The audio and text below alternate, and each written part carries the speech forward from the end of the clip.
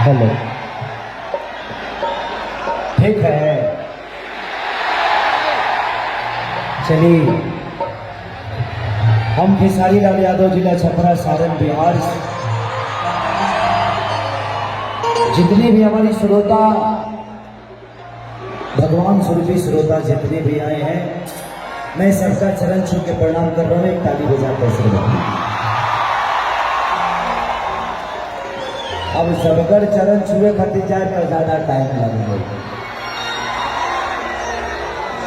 अच्छा, यहाँ सब लोग भोजपुरी तो समझते हैं ना?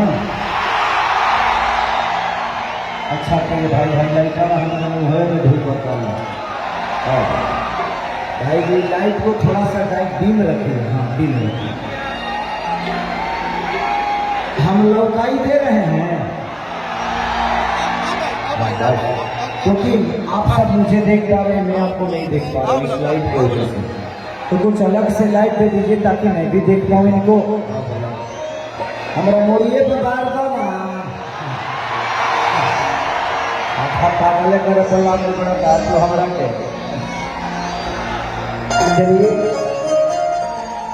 जिला प्रशासन के जितने भी लोग हैं, डीएम साहब से लेकर माननीय मुख्यमंत्री भूपेश बघेल